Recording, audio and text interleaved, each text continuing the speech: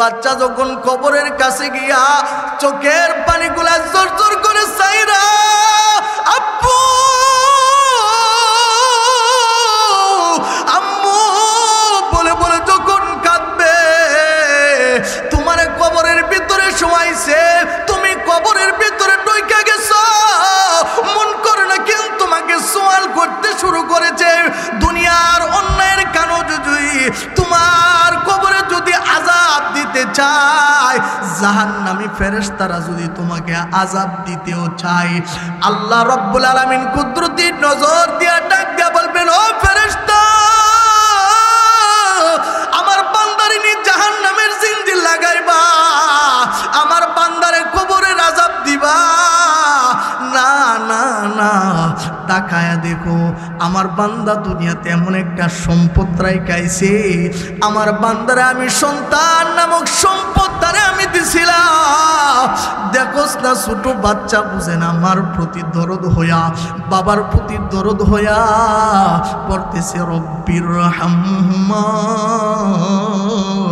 কামা রব্বায়ানি সগীরা। আল্লাহু আকবার, জোরে কোন আল্লাহু আকবার। আমার মুহতারাম ভাই, এইরকম একটা দৃশ্য ফেরেশতারা দেখবে, আল্লাহ করবেন না না না, আমার এই বান্দা বান্দির কবরে শাস্তি দেওয়া যাবে না, আযাব দেওয়া যাবে না। কারণ হইল আমার বান্দার একটা সন্তান নিষ্পাপ নাবালক ছেলেটা কবরের বাসায় কাঁদতেছে, আমি মালিকের কোরআন তেলাওয়াত করতেছি, বলে আল্লাহর দয়া লেগে যাবে, আল্লাহর মায়া লেগে যাবে, ওই সন্তানের দিকে তাকাইয়া হয়তো তোমার কবরের আযাব বন্ধ করে দিতে পারে। কথা কোন ঠিক কিনা? এইরকম একটা উসিলা বানাইতাম। সাইকে হাত তুলি, সবাই হাত আল্লাহ তাআলা কবুল করে সকলে আমিন কর, আর জোরে বলেন আমিন। এ বাবা হাত নামান। হাসরের ময়দানে যদি ওই রকম একটা স্বপ্ন নিয়ে উঠতে পারো রে, হাসরের ময়দানে আল্লাহ ডাক দিব, ও হাফেজের মা, ও হাফেজের বাবা, ও শহীদের মা,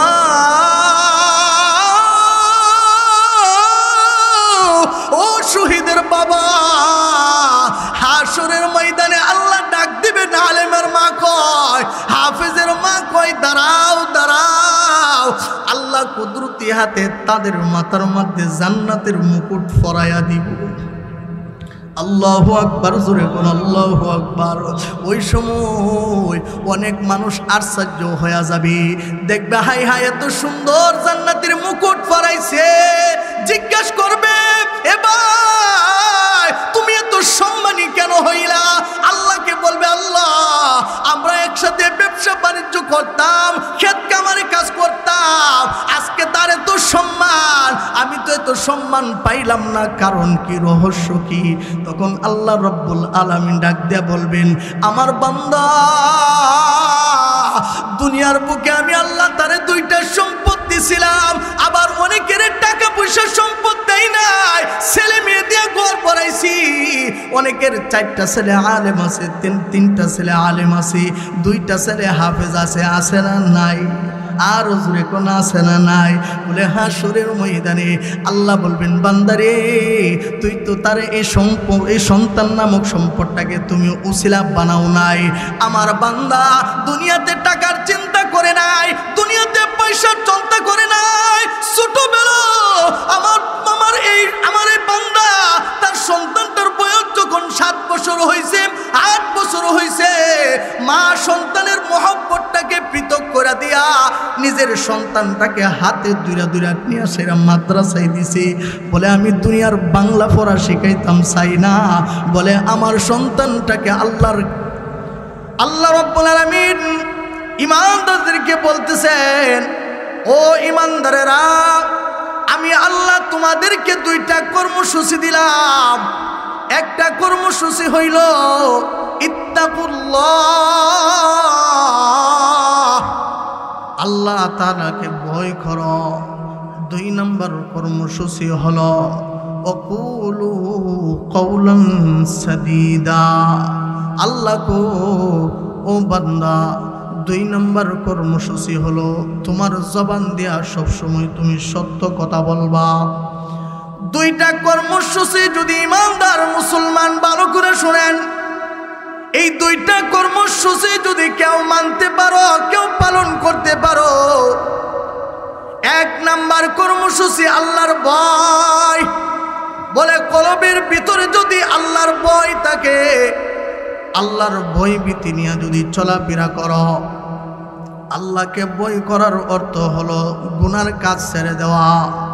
তোমার দিলের ভিতরে যখন আল্লাহর ভয় থাকবে, আল্লাহর ডর থাকবে, তোমার হাত দিয়া গুনাহ করার ইচ্ছাও হবে না, তোমার জবান দিয়া গুনাহ করার ইচ্ছাও হবে না, তোমার চক্ষু দিয়া গুনাহ করার ইচ্ছা হবে না, তোমার কান দিয়া গুনাহ করার ইচ্ছা হবে না, তোমার পা দিয়া গুনাহ করার ইচ্ছা হবে না।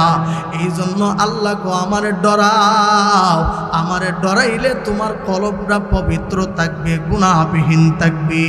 আল্লাহ গো আরেকটা হইল ওয়াকুলু কওলান সাদিদা। বান্দারে আমি আল্লাহ তোমাকে নির্দেশ দিলাম, কথা বলার সময় তুমি সত্য কথা বলবা। 2টা কর্মসূচি সংক্ষেপে আলোচনা করব। বলে 2টা কর্মসূচি যদি পালন করি, আল্লাহ তাআলা নির্দেশ দিছে 2টা কর্মসূচি যদি বান্দা মানো, তাহলে আমি আল্লাহ রব্বুল আলামিন তোমাকে 2টা পুরস্কার দান করব। সুবহানাল্লাহ। বলে 2টা পুরস্কার তোমারে দান করব। 2টা পুরস্কার কি? বলে ইউসলিহ লাকুম আমালাকুম ওয়া ইয়াগফির লাকুম যুনুবাকুম। 1 নাম্বার পুরস্কার হইল আল্লাহ রাব্বুল আলামিন বলেন, এ বান্দা 2টা কর্মসূচি মানবা, পালন করবা, আমি আল্লাহ তোমারে 2টা পুরস্কার দান করব। বলে একটা পুরস্কার হলো বান্দারে তুমি যখন ইবাদত বন্দি করবা, ছোট্ট থেকে ছোট্ট একটা ইবাদত যদি তুমি করো, আমি আল্লাহকে ভয় নিয়ে যদি করো, আমি আল্লাহর জন্য করো, ও বান্দা তোমার আমলগুলোকে আমি ত্রুটিবিহীন বানায়া দিব, ভুল মুক্ত করে দিব। মানে তুমি আমল করবা, আমি আল্লাহ রব্বুল আলামিন তোমার এই আমলটাকে আমি আল্লাহ গ্রহণ করে নিব। ছোট্ট থেকে ছোট্ট একটা আমলও যদি হয়, আল্লাহর নবী দুজাহানের বাদশা নবী সরওয়ারে দো আলম নবী বলেন, আখলিস দীনাকা ইয়াকফিকাল আমালুল কলিল। আমার ভাই ভালো করে শুনেন, মনোযোগ দিয়ে শুনেন। আল্লাহর নবী কো ইখলাসের নিয়তে যদি ছোট্ট কেউ একটা আমল করে, যদি সুবহানাল্লাহ কেউ যদি মন থেকে বলে, সুবহানাল্লাহ যদি কেউ আল্লাহর জন্য করে, কেউ যদি সুবহানাল্লাহ মাত্র সুবহানাল্লাহ বলছে, আল্লাহ রাব্বুল আলামিন বলে ছোট্ট থেকে ছোট্ট একটা আমল যদি তুমি আমি আল্লাহর জন্য করো, আল্লাহর নবী কো ইখলাসের নিয়তে করলে, আল্লাহর জন্য করলে, তোমার নিয়তটা সহিভাবে যদি করতে পারো, যেমন রাস্তার মধ্যে একটা জিনিস পড়ে রয়েছে, কষ্টদায়ক জিনিস তুমি সরাইয়া দিলা, বলে জিনিসটা সরাইছো, আল্লাহর নবীর একটা সুন্নত মাল্লা, এই আমলটাও যদি আল্লাহর কাছে গ্রহণযোগ্য হয়, আল্লাহর কাছে যদি পছন্দ হয়ে যায়, বলে আল্লাহর নবী কো ছোট্ট আমলের বিনিময়ে হাসরের ময়দানে আল্লাহ রব্বুল আলামিন তোমার নাজাতের জরিয়া বানায়া দিতে পারে।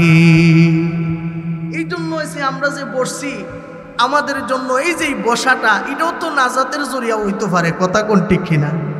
আজকে মাহফিলে আসা, দূর দূরান্ত থেকে অনেক মানুষ আসছে, মাহফিলের মধ্যে বসছে, আল্লাহ রব্বুল আলামিন কিন্তু কুদরতির নজর দিয়া তাকাই রইছে। মাদ্রাসার মাহফিলে আমরা আসলাম, অনেকে মাদ্রাসার মধ্যে নিজের ছেলেটাকে দিলাম, আছে না নাই? এটাও কিন্তু একটা ইবাদত। নিজের কলিজার সন্তানকে মাদ্রাসায় দেওয়া, সন্তান দিয়া নেক কাজ করা, নিজের ধন সম্পদ আল্লাহর রাস্তায় দেওয়া, নিজের ধন সম্পদ থেকে আল্লাহর রাস্তায় বিলীন করা, বাবা এগুলা নিয়ামত। বলে এই নিয়ামত গুলা থেকে যদি কেউ যদি অল্প থেকে অল্প যদি আল্লাহর রাস্তায় দান করে, আল্লাহ যদি পছন্দ করে ফালাইলাই তাহলে হইতে পারে আখিরাতে তোমার জন্য নাজাতের ব্যবস্থা হইয়া যাবে। দুইটা সম্পদ, একটা হইল ধন সম্পদ নামক সম্পদ, আরেকটা হইল ছেলে মেয়ে তোমার সম্পদ। হাসরের ময়দানে আল্লাহ কিন্তু দুইটা জিনিসের হিসাব তোমার কাছ থেকে নিবেন। বলে আরে বান্দা, তোরে আমি আদরের ছেলে দিছিলাম, তোরে আদরের মেয়ে দিছিলাম, তোমার ছেলেটাকে তুমি কত কিছু আশা আকাঙ্ক্ষা নিয়া তোমার ছেলেটাকে তুমি লালন পালন করলা, তোমার ছেলেটাকে ডক্টর বানাইলা, তোমার ছেলেটাকে দুনিয়ার ইলম শিখাইলা, তোমার ছেলেটাকে দুনিয়ার কাজে লাগাইলা। তোমার ওই তো পাশের ভাই, তোমার শাস্তুর ভাই একসাথে চলাফেরা করে, একসাথে ব্যবসা বাণিজ্য করে। একজনের ছেলেটাকে ডক্টর বানাইলা, আরেকজনের ছেলেটাকে মাদ্রাসায় ভর্তি করে দিলা। এই যে করাতকান্দি রোশনিয়া মাদ্রাসার মধ্যে ওই এলাকার অনেক ছেলেরার সন্তানেরা পড়ে না। আর জোরে কন, এই যে নিজের আদরের ছেলেটাকে মাদ্রাসায় দিয়ে দিলাম, কার জন্য? জোরে কোন কার জন্য? আর জোরে কোন কার জন্য? আওয়াজ করে জোরে কোন কার জন্য? বলে অনেকের ছেলে আছে অল্প বয়স থাকতে তার একটা রিক্সা দিয়া বাইর করে দিছে। বলে রিক্সা চালায়া বাবার কাছে নিয়ে টাকা দেয়, 1500 টাকা নিয়ে বাবার হাতে দেয়। তাইলে বাবা এই টাকাটা খরচ করে আসে না নাই? যারা নাকি মাদ্রাসার মধ্যে ছেলে দিছেন, হাই হাই ইচ্ছা করলে রাস্তাঘাটের মধ্যে রিক্সা দিয়া তোমার সন্তানটাকে দিয়া দিতা, প্রতিদিন সন্ধ্যার সময় টাকা গুনতা। কিন্তু কত মা আছে এই টাকার স্বপ্ন দেখে না, কত বাবা আছে এই টাকার স্বপ্ন দেখে না। মা, বিশেষ করে অত্র এলাকার অনেক মা বাবা ওই মাদ্রাসার মধ্যে আদরের সন্তানটাকে দিছি। না না না না না, আমার টাকার দরকার নাই, আমার পয়সার দরকার নাই, আমার বাড়ির দরকার নাই, আমার গাড়ির দরকার নাই, আমার দরকার হলো দুনিয়াতে আমার ঘরেরও দরকার নাই, তাকমু দুনিয়াতে ছায়া রইছে আখেরাতে। বলে মরমু আমার ছেলেটারে উসিলা বানায় আল্লাহর জান্নাতে যাইমু। কি আছে না নাই?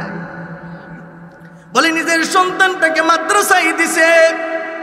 মা, ও বাবা, তোমার জীবন সাকসেস, তোমার জীবন সফল হয়ে গেছে। আরে বিশেষ করে অত্র এলাকার মধ্যে যে মাদ্রাসাটা কায়েম হয়েছে, এটা করাতকান্দি এলাকার মানুষের জন্য নিয়ামত কিনা? জোরে কন, আরো জোরে কন, নিয়ামত কিনা? আমরা যখন রাত্রিবেলা ঘুমায়া যাই, রাত্রিবেলা যখন যার যার বিছানায় ঘুমায়, আরামে ঘুমায়, আমি গুনাহ কইরা ঘুমাই, জিনার গুনাহ নিয়া ঘুমাই, চুরির গুনাহ নিয়া ঘুমাই, ডাকাতির গুনাহ নিয়া ঘুমাই, মিথ্যা কথার গুনাহ নিয়া ঘুমাই, জিনার গুনাহ নিয়া আমি ঘুমাই, আমি সমালোচনার গুনাহ নিয়া ঘুমাই, গীবত নিয়া ঘুমাই। বলে অত্র এলাকার মধ্যে করাতকান্দি রোশনিয়া মাদ্রাসার মধ্যে ছোট ছোট বাচ্চারা গভীর রজনীতে উঠা মালিকের কোরআনটাকে সুমা দিয়া, মালিকের কদমে সেজদা দিয়া, সেজদার মধ্যে পড়িয়া মালিকের সাথে সম্পর্ক করে কথা কোনটি কিনা? এ সন্তানের বাবা, এ হাফেজের বাবা, আলেমের বাবা, তালেবুল ইলমের বাবা, মা ভালো করে শুনো। তুমি যেদিন দুনিয়া থেকে চিরতলের জন্য বিদায় হয়ে যাইবা, তোমার প্রাণ পাখি যখন তোমার ভিতর দিকে বের হয়ে যাবে, আজরাইল যখন নিয়ে যাবে, হায় হায় আত্মীয় স্বজন এক এক করে সবাই যার যার বাড়ি থেকে আসবে। লাশকে কখন দাফন করাবে, কোন সময় এই মুর্দারকে দাফন করাবে, এমন একটা আওয়াজ চলে যাবে।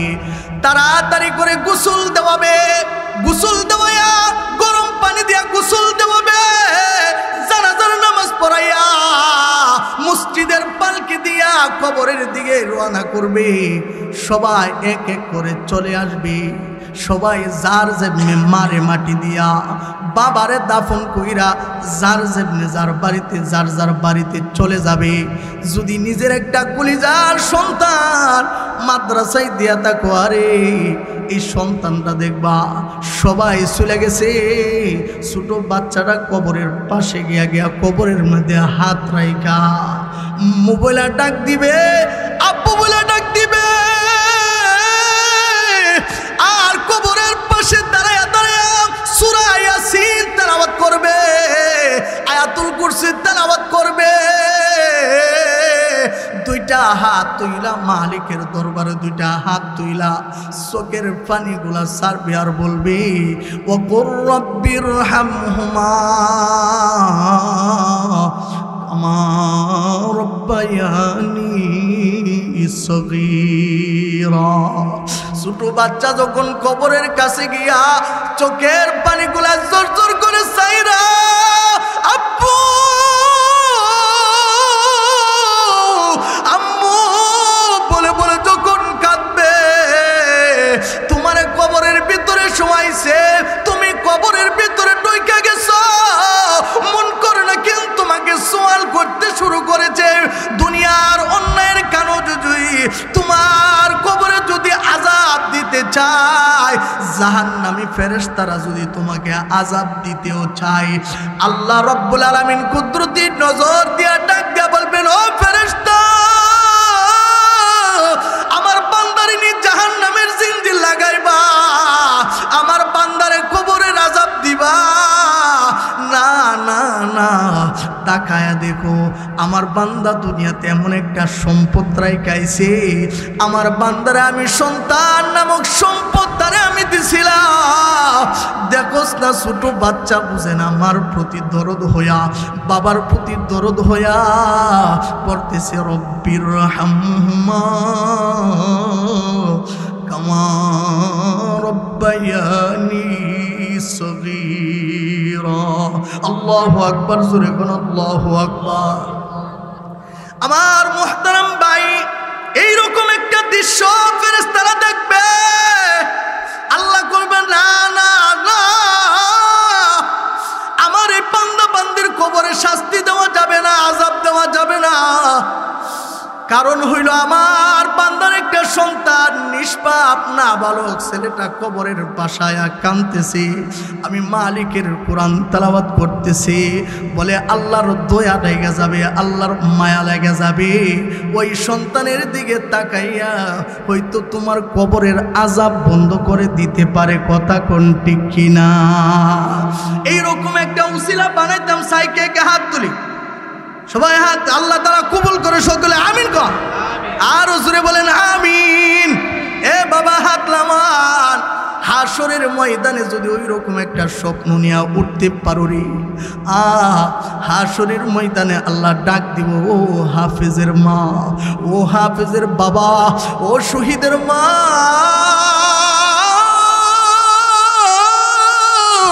ও শহীদের বাবা। হাসরের ময়দানে আল্লাহ ডাক দিবে, আলেমের মা কয়, হাফেজের মা কয়, দাঁড়াও দাঁড়াও। আল্লাহ কুদরতি হাতে তাদের মাথার মধ্যে জান্নাতের মুকুট পরাইয়া দিব। আল্লাহু আকবার, জোরে কোন আল্লাহু আকবার। ওই সময় অনেক মানুষ আশ্চর্য হয়ে যাবে, দেখবে হাই হাই এত সুন্দর জান্নাতের মুকুট পরাইছে, জিজ্ঞাসা করবে, এ ভাই তুমি এত সম্মানী কেন হইলা? আল্লাহকে বলবে, আল্লাহ আমরা একসাথে ব্যবসা বাণিজ্য করতাম, ক্ষেত কামারে কাজ করতাম, আজকে তার এত সম্মান, আমি তো এত সম্মান পাইলাম না, কারণ কি, রহস্য কি? তখন আল্লাহ রব্বুল আলামিন ডাক দিয়া বলবেন, আমার বান্দা দুনিয়ার বুকে আমি আল্লাহ তারে দুইটা সম্পদ দিছিলাম, আবার অনেকের টাকা পয়সা সম্পদ দেই নাই, ছেলে মেয়ে দিয়ে ঘর পড়াইছি, অনেকের 4টা ছেলে আলেম আছে, 3টা ছেলে আলেম আছে, 2টা ছেলে হাফেজ আছে, আছে না নাই? আর জোরে কোন আছে না নাই? বলে হাসরের ময়দানে আল্লাহ বলবেন বান্দারে তুই তো তার এই সন্তান নামক সম্পদটাকে তুমি উসিলা বানাও নাই। আমার বান্দা দুনিয়াতে টাকার চিন্তা করে নাই, দুনিয়াতে পয়সার চিন্তা করে নাই।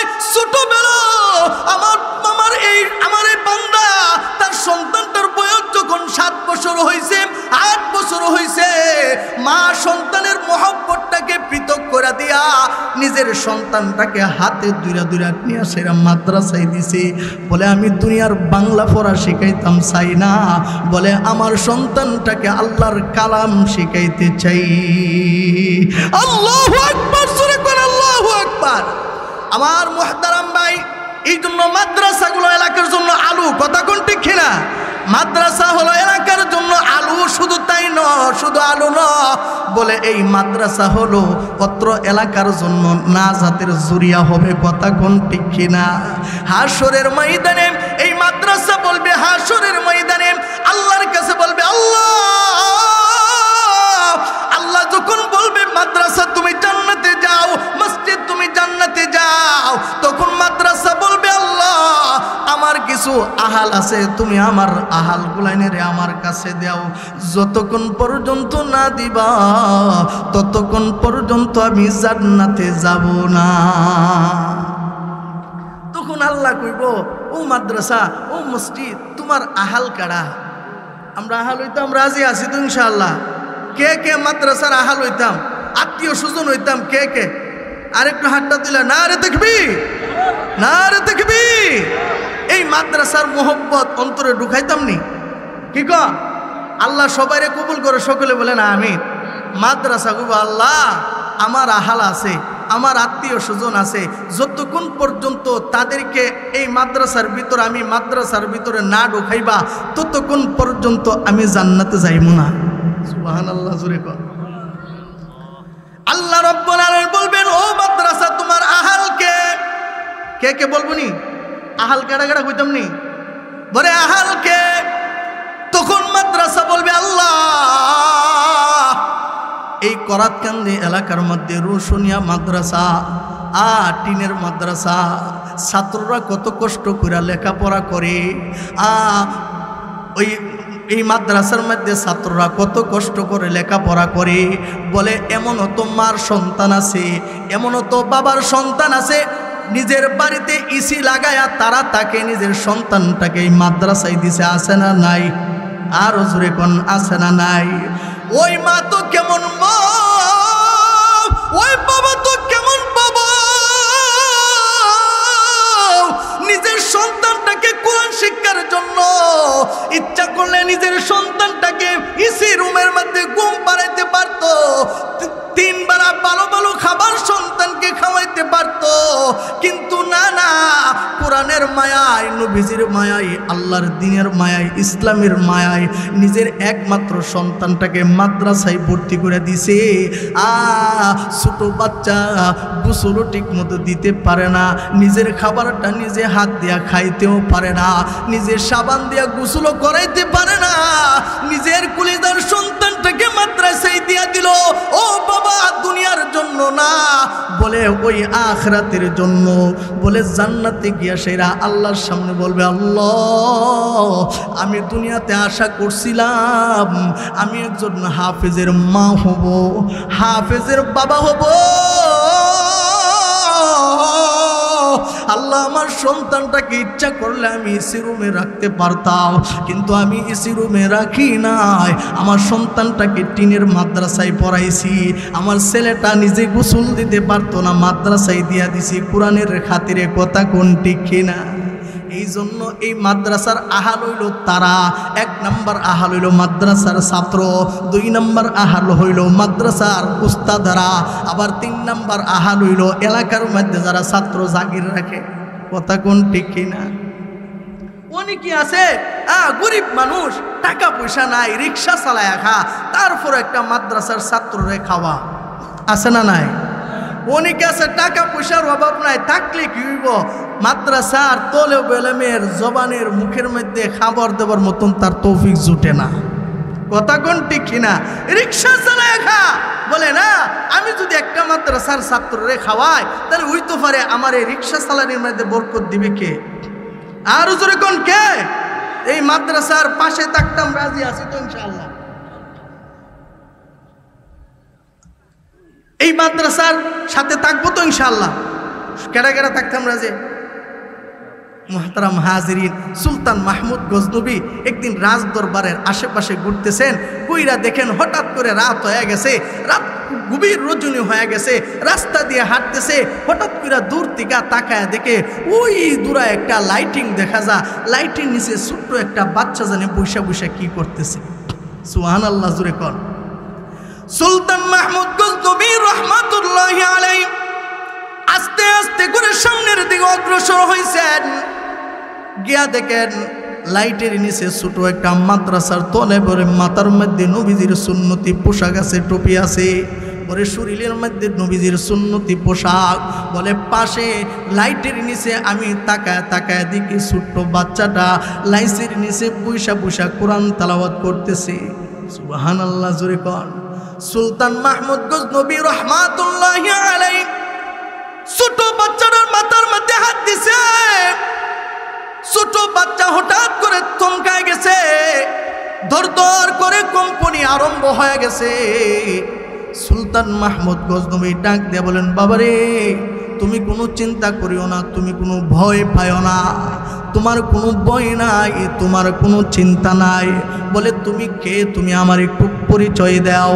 ছোট বাচ্চা ডাক দেয়া বলেন, প্রতীক আমি কিন্তু কোনো চোর না, আমি কোনো ডাকাত না, আমারে আপনি সন্দেহ করবেন না। এ প্রতীক আমি ওই যে দেওবন্দ মাদ্রাসার মধ্যে লেখাপড়া করি। প্রতীক গো, আমার মা নাই, আমার বাবা নাই, আমি আমার মাদ্রাসার মধ্যে লেখাপড়া করতে গেলে তেল লাগে, ওই তো মোমবাতির ব্যবস্থা লাগে। প্রতীক যে আমারে মোমবাতির ব্যবস্থা করে দিবে, আমার লাইটিং এর ব্যবস্থা করে দিবে। আমি লাইট পামু কই, মোমবাতি পামু কই? এই জন্য একদিন না দুই দিন না, প্রতিদিন আইসা আইসা আমার ক্লাসের সবকগুলাই লাইটের নিচে বৈশা বৈশা শিক্ষা করি। সুবহানাল্লাহ জোরে বলে। সুলতান মাহমুদ গজনবী ডাক দিয়া বলেন, এ বাবা কোনো চিন্তা করিও না। ছোট বাচ্চাটাকে দাঁড়া করাইছে, দুইটা হাত সামনের দিকে অগ্রসর করে দিছে।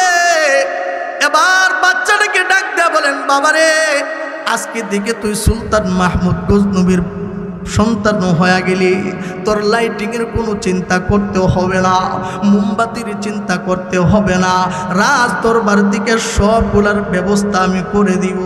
আল্লাহু আকবার, জোরে কোন আল্লাহু আকবার। সুলতান মাহমুদ গজনবী ইতিম ছেলের মাথার মধ্যে হাত বুলাইছে, তলে বলেন কামা করলো, মোহব্বত করলো।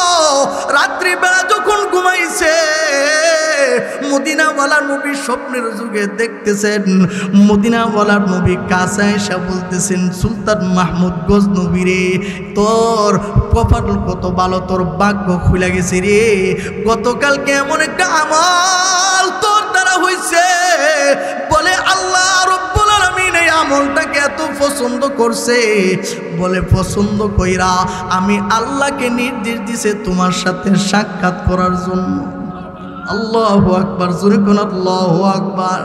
আমার মুহতারাম ভাই, এই জন্য মাদ্রাসার ছাত্ররে মহব্বত করলে আমরাও নবীজিকে পাইতে পারি না, পারি না। আরো জোরে কোন পাইতে পারি না, পারি না। স্বপ্নের যুগে নবীজিরে দেখতাম, পারি না, পারি না। দেখতাম চাইতো ইনশাআল্লাহ। আরো জোরে নারে তাকবীর, নারে তাকবীর, আরো জোরে নারে তাকবীর। আশরাফি সাহেবের আগমন, আরো জোরে আশরাফি সাহেবের আগমন মাদ্রাসার পক্ষ থেকে। আল্লাহ কবুল করে, আমিন কর। হুজুর আইসা গেছে, ইনশাআল্লাহ আলোচনা করবেন। আমরা যারা এদিক সেদিক দাঁড়ায় রয়েছি, মেহেরবানি করে আমরা সবাই বসে যাই। মুহতারাম হাজিরিন, আমার আলোচনা সংক্ষেপে করেছি। আল্লাহ তাআলা দুইটা কর্মসূচি দিছিলেন, একটা হইল আল্লাহ তাআলাকে ভয় করা, দুইটা হলো সত্য কথা বলা। আমরা যেন দিলের ভিতরে আল্লাহর ভয় আর জবান দিয়া সত্য কথা বলতে পারি। আল্লাহ তাআলা তৌফিক দান করে সকলে বলি আমিন। ওয়া আখিরি দাওয়ানা আনিল হামদুলিল্লাহি রাব্বিল আলামিন। আসসালামু আলাইকুম ওয়া রাহমাতুল্লাহি ওয়া বারাকাতুহু।